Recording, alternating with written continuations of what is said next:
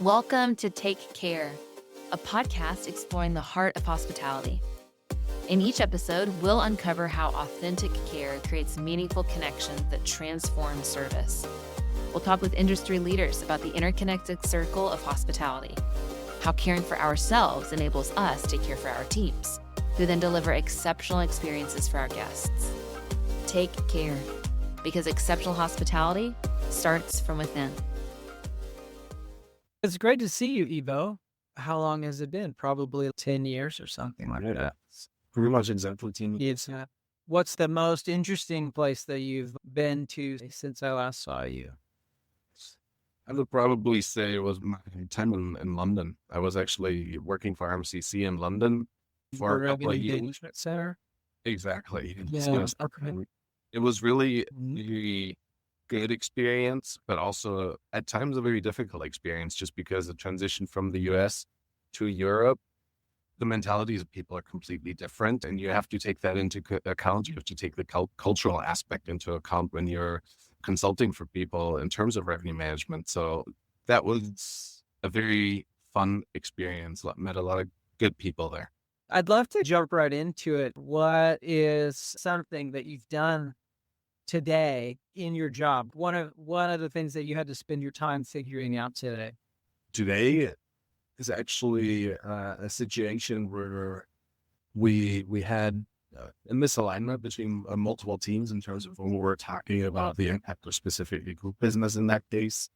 And we're sometimes, especially when you're in a leadership position, you have to, on one side, be there for your team, but on the other side, you also have to understand the root cause, which is an appropriate question, to ultimately get to the right solution and lead your team through it. So that one's definitely top of mind, something that we just worked through today, and where I guess you can say questions and curiosity is your friend in order to truly understand the underlying issue that initially is brought to your attention. I'm going to try to elaborate this for people that may not be in the revenue management world. I'm imagining that you're saying you and some of the folks on your revenue management team were having a conversation about, okay, you've got a sales team that also has numbers to hit, and you both have to figure out, how do I get the right business in at the right time to make things the most profitable and drive the most revenue that we can. And sometimes those goals don't entirely align. Is that right?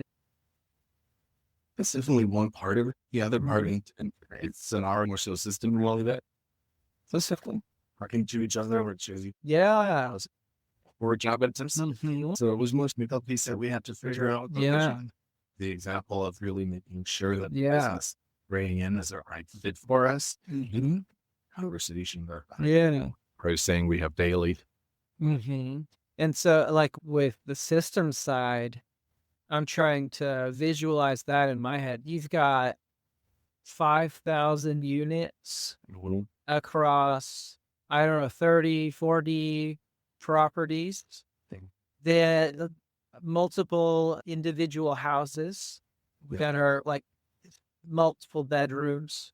And those things then are being sold on multiple platforms, right? Like they've got to make sure all of these connections are working and communicating and getting out there, that it's actually available for somebody to book and use. So not only are you trying to position it the right way at the right price, but you've got to make sure that somebody actually sees that and can book that. It's represented in them. That sounds so complicated. Been here for 3 years and I'm still learning. Yeah. And what's something that maybe is like a challenge that you've been working on lately that for you has been a difficult to figure out? I think ultimately the system infrastructure that we were just talking about, just I come from traditional hospitality, is where you have a pretty straightforward system between CRS interacting with your PMS, and the list goes on. While when you have the plethora of inventory that we have, you have to put a lot more different systems in the mix in order to be able to, for example, just distribute to different channels that you don't necessarily think about in the traditional sense of hospitality. Yeah. and then ensuring that those systems really accurately talk to each other. And I would definitely determine that to be the biggest challenge in the mix. And then at the same time, also, when you're looking at how these systems talk together, is to being open to just rediscovering in terms of how could we do this differently with the same system. Yeah. There's always this being in the weeds part of, I need to know how this works, and I'm going to figure out how all of these pieces connect together so that I can understand this at a fundamental level.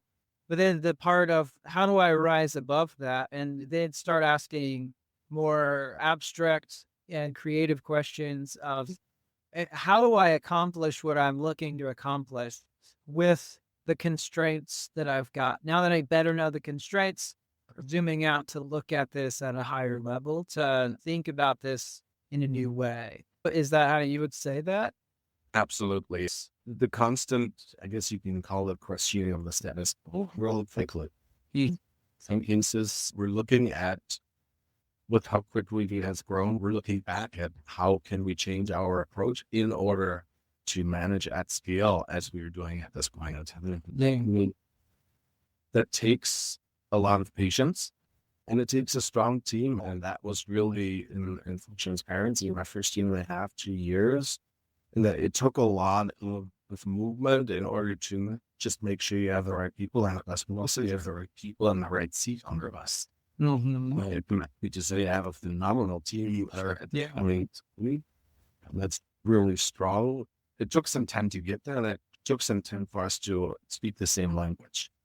Because I had to learn a completely new business from what it seems like, but at the same time, it asked a lot of challenging questions, and I push a lot because I have a very high level of expectation, and I want to make sure we're optimizing anything we're doing on a daily basis for efficiency and effectivity. So it took some time to really get our heads in the same direction so we can optimize business together. And it's really fun now that we are in that spot. Yeah, I love that. Yeah, I'd love to change gears a little bit and just think about, for you, what pulled you into getting in hospitality in the first place? What's your first memory of hospitality that you've experienced? And what got you in this business?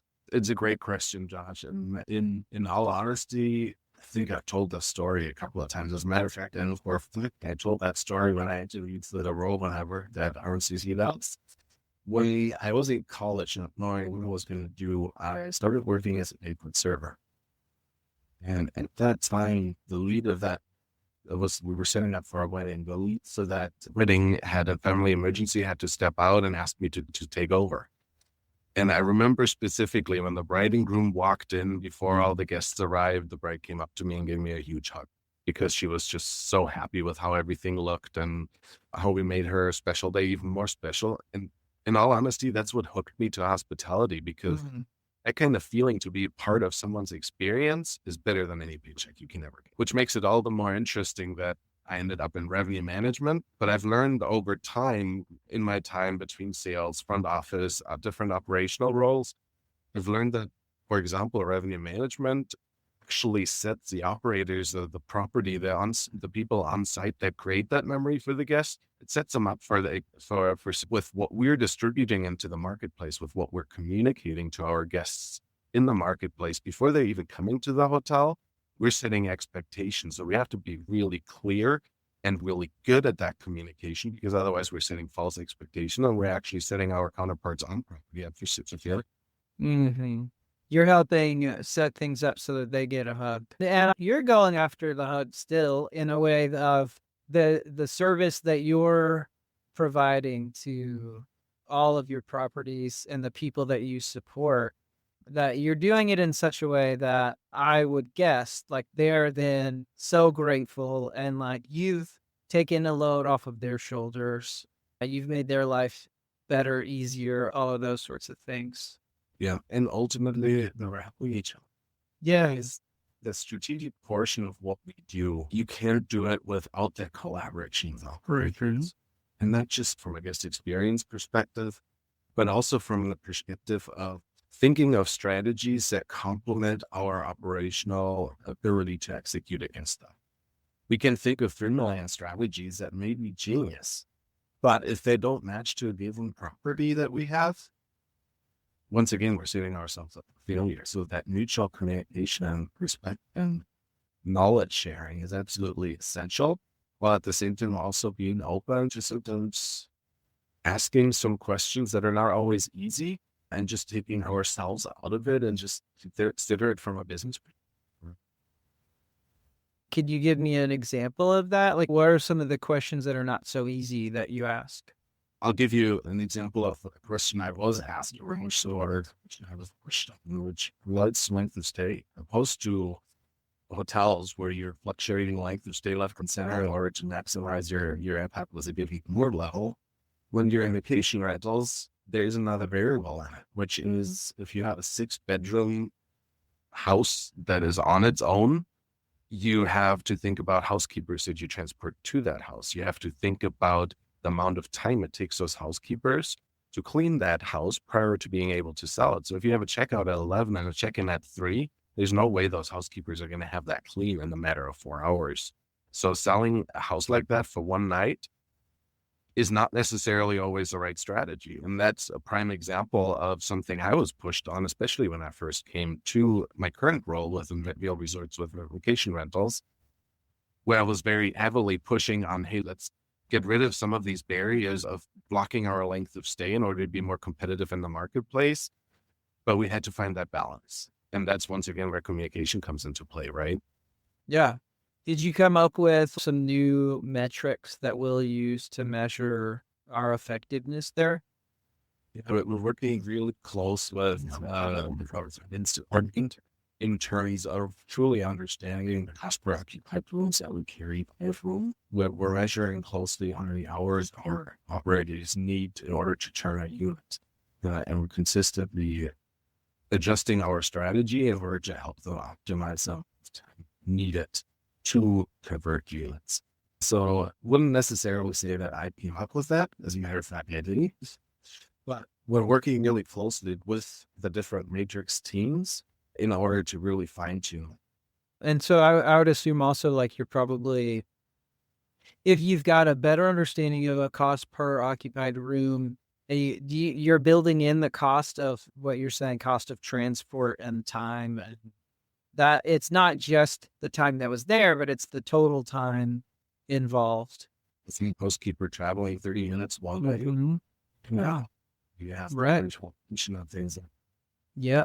It can be kind of quite challenging. Yeah. It's And so you build into that, and then I would assume you're also looking at a gross operating profit per available unit or something like that by much larger kind of time views to better get a better grasp on, are we improving together like the profitability of these things instead of just going after, sometimes you could improve revenue, but you may not actually improve profitability. And that's where the Livingston example was great, because just because the top line revenue all of a sudden shows, for example, growth year on year or growth, or we're surpassing the budget, doesn't necessarily mean that it flows through to the margins. Yeah. That's where we not only think about us, but we're also to very conscientiously make those decisions in order to bring on the right guests for our owners. So most of these units are individually owned, and in a lot of cases, the owners lightly.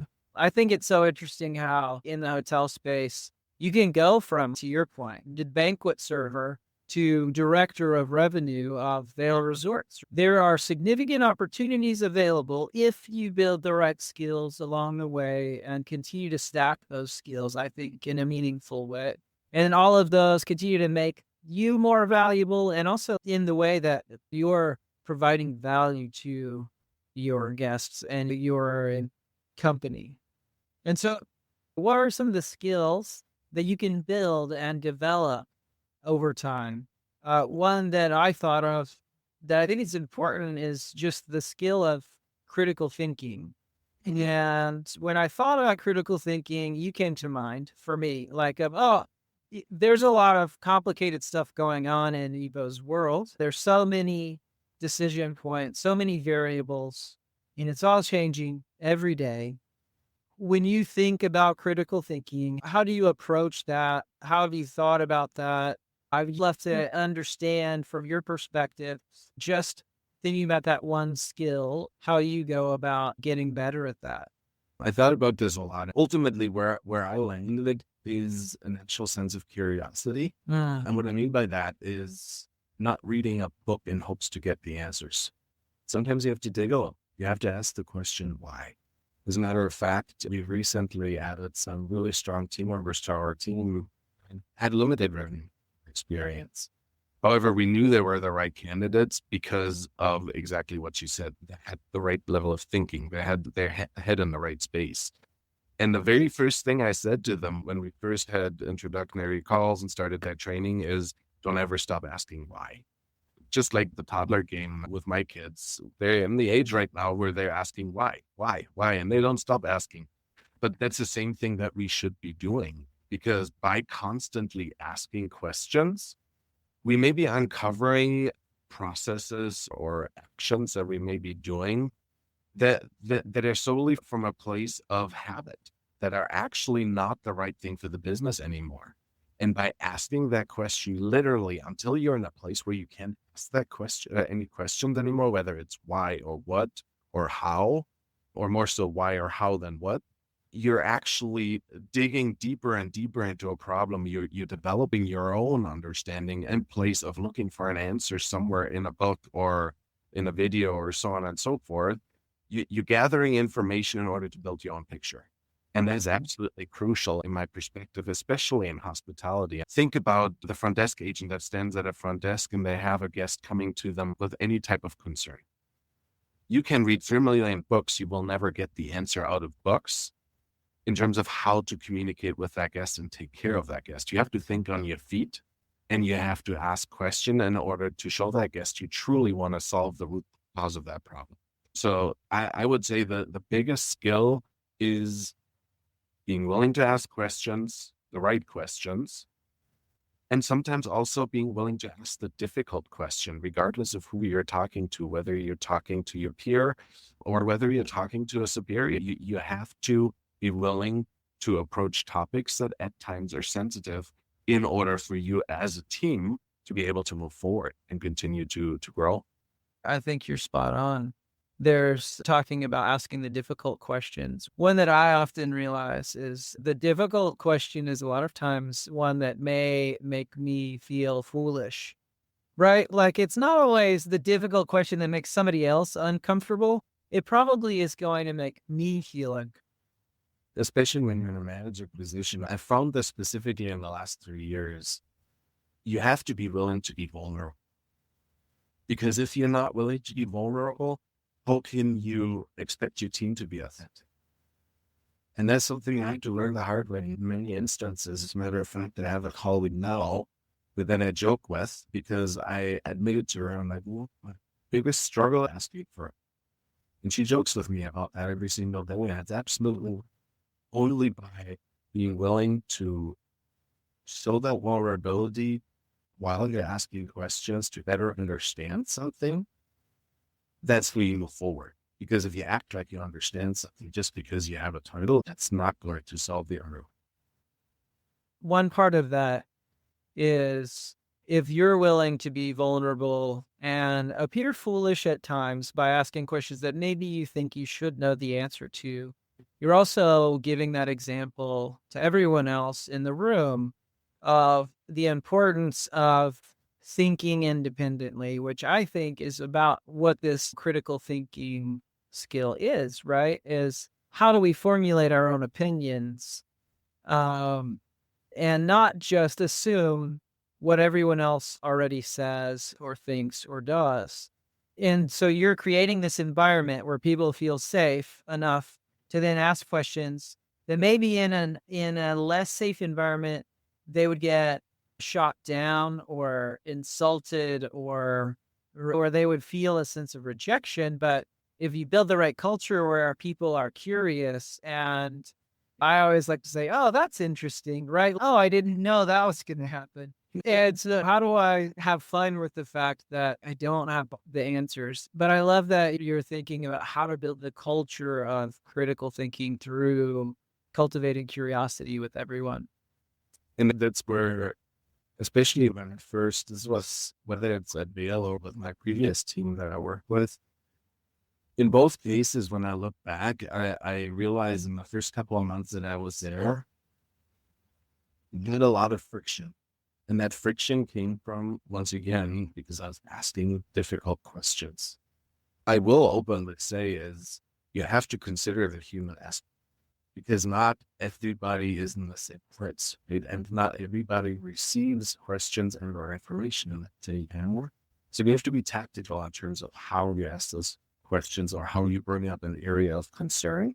And I think that's something that ultimately more people here and should concentrate on creating. Ultimately, society really goes against the concept I was just talking to. Because what does society teach us? Society teaches us we have to go to school, we have to learn what's in these books, we have to get a certain grade, and we have to get that piece of paper in order to work somewhere. When the reality of it is, I'll openly admit, when I was in school as a young boy in Germany, I had translates into a D in mathematics. It's 3 days now. There's sense behind the numbers. So it's not about memorizing, it's about understanding. And the only way to understand is to dig deeper. Yeah. I remember Chris Silcock, who is president at Hilton, before he was in that role. At one point, I asked him, what are the interview questions that you like to ask somebody when you're interviewing them for a role? And he took a minute and thought about it.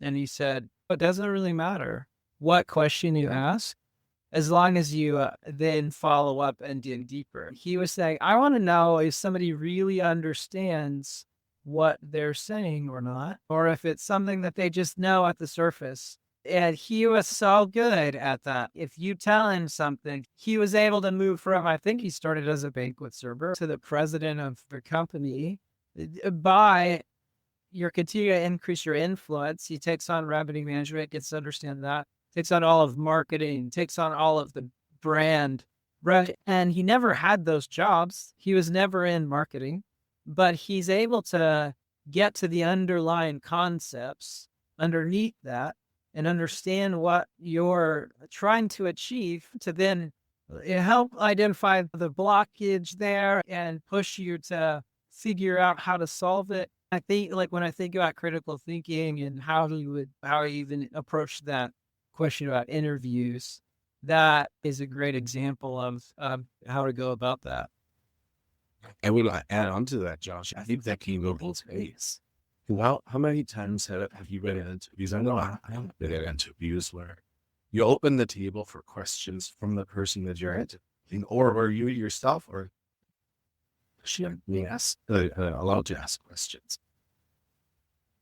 With the questions that you're being asked, you can tell a lot about the person that's in front, or with the questions you ask.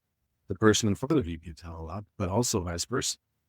With how we're changing from your position, I can tailor my questions in a way to understand what their culture is like, A, from that leader that I'm speaking to, but also B, in the company that I'm looking to work for, in order to make sure that it's the right fit for me, not just as a professional, but also as a human.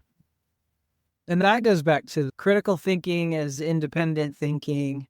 Independent thinking is having I would say, an internal locus of control, right? Of I am making my own decisions. I'm responsible for my own decisions. And because of that, I want to ask the questions that matter to me, right? And I spend time talking about this as like how important it is that you identify what you as an individual really value, because that matters. And then that starts to then guide and direct like how you do your work, right? Yep. And if it's a good fit to work for that company or not, right? And as you think about it, you do it from outwardly. At least in my experience, you do it automatically. You're not going to live in a community that you don't identify You're not going to follow a hobby that you don't enjoy. So we're going to apply that same logic, because at the end of the day, we spend more time at work and a lot of time in a lot of cases than we spend with our own family, right? Yeah.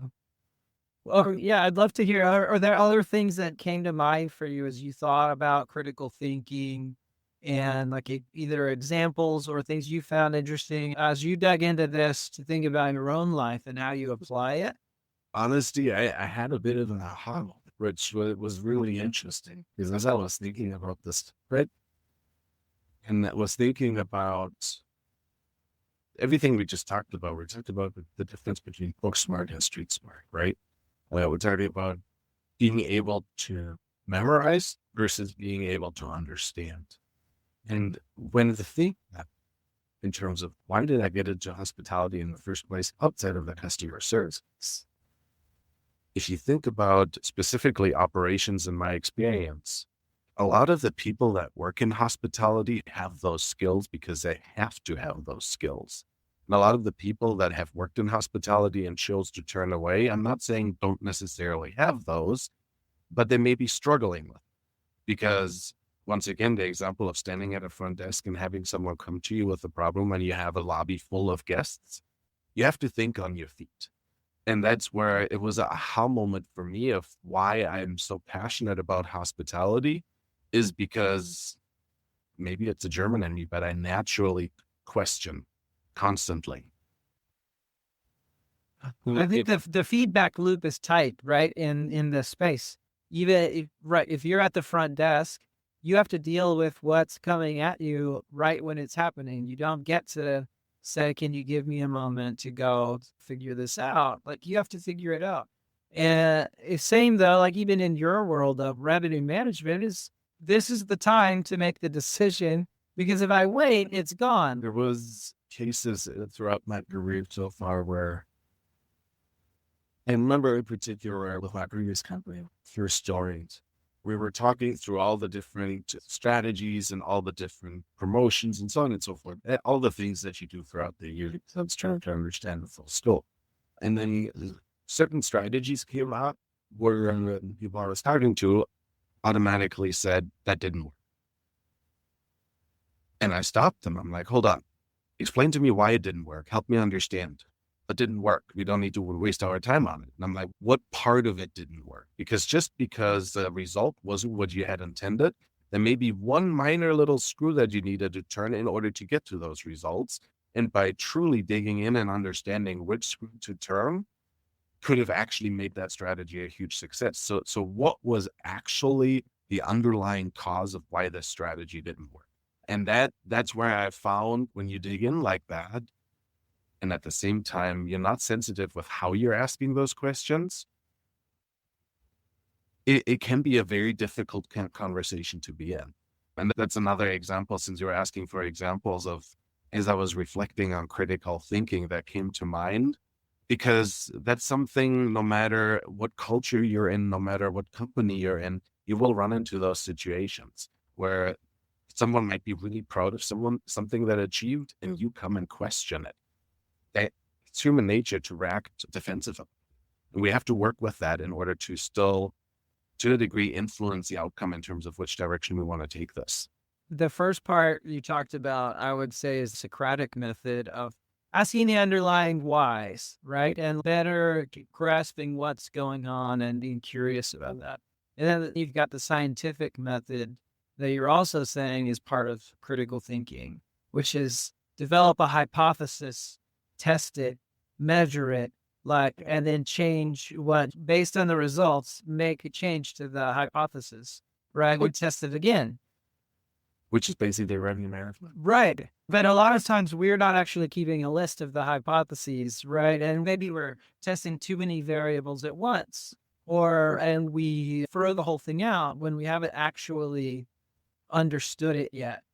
And I think that's a very interesting point about, you think about like scientific community, and it's almost like you would get excited about being wrong. It's not something you take personally, and it's not something that your ego is attached to. It's, oh, that didn't work. Let's do it again. Let's find another way.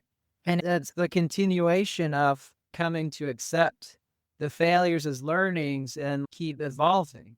But we like sometimes we'll take it personally and act, oh, this is my fault.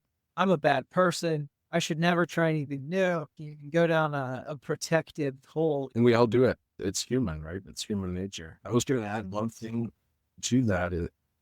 That may seem unusual, but I think patience is a huge part of critical. If we take the example of trying out a strategy, you can't try out, and not in all cases can you try out a strategy and expect all the results you dreamed of within one day. Prime example, in your private life, you start a new sport, you're not going to play at pro level the first day you play it. You need some time and you need to force yourself to have the patience and to go through that cycle of ramp up, optimization, and so on and so forth. And that's where I'll be vulnerable with you.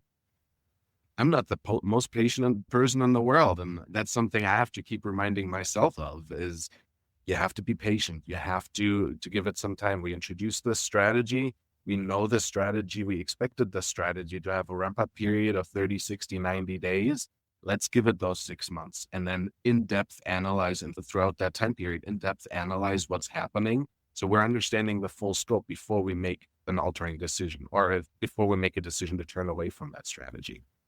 Is there someone that either works for you or that you've worked with closely that comes to mind when you think about critical thinking? Because I know you and we can have this conversation, but I'd like to, as we've talked about critical thinking, reach out to someone else that you think is great at critical thinking.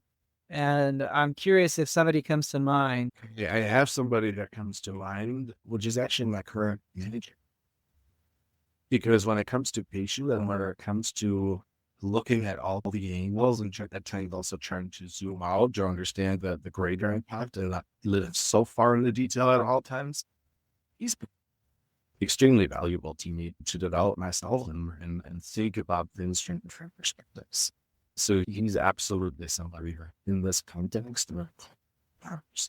Okay.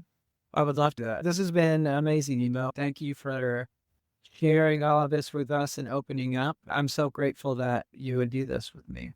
Yeah, I appreciate you thinking of me and allowing me time and space for us to talk about this. This part, I just, like I said, hearing for it and asking myself why actually allowed me to think back and reflect on a lot of things that I didn't actively think about at the time in terms of why they turned out. And that brings me to, I've probably walked a few times, but I think it's absolutely valuable to consider that part. If you're applying critical thinking and as you're pushing yourself to those questions, absolutely need to understand who's certain. And something that I think the first time I did it was actually with you, and my prior company does it as well. Lots of companies will do personality tests that help you understand the values of your colleagues, will help you understand the communication style of colleagues. And I would absolutely encourage anybody who's interested in this topic to consider that portion, because the reason you're asking questions is because ultimately you have a certain purpose. You're looking for a certain result. Now, if you're asking these questions in the wrong way and you start going down a defensive road, you're not going to get to that result. In order to be successful with critical thinking, you absolutely have to consider the human aspect of the conversation. Yeah. Yeah. That's so good. I think about it is like every one of those conversations is a bit like a negotiation, right? And the negotiation is that people think it's about how do you get the most, but it's really about how can we both look at the thing together. Let's sit beside each other on the same side of the table and look at this problem together to come up with how we want to move forward. And you're spot on. It's understanding your own perspective and limitations and what you care about.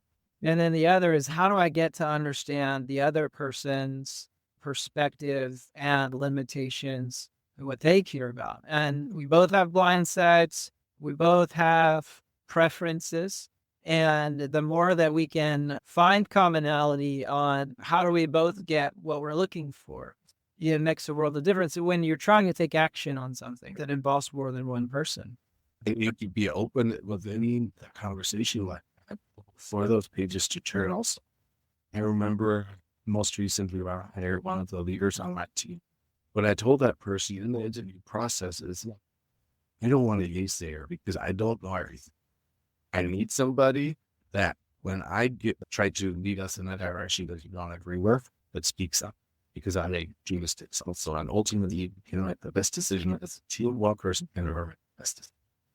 So it's really important to open that door both ways for that team member, for your colleague, or whoever you're talking to understand that not only they're open to ask those questions, but that it's also your expectation.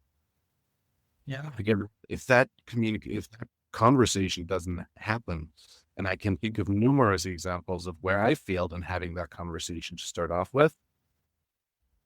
If that conversation doesn't happen, then A, the relationship will suffer, and B, you will struggle to get to the results that you're intending to get to. I love that. The people on your team are so lucky to have you as a manager. I love that you're thinking that way and how you're so thoughtful and intentional about cultivating that with them. I have to be honest here, Josh, it helped me understand that in many ways. Yeah, and take credit for them. And once again, that's a perfect example of where they helped me come up with it. That's awesome. Thanks for your time, Ivo. This has been so good, and I can't wait for us to talk again. This has been great. That's great. Thanks for your time, Russ.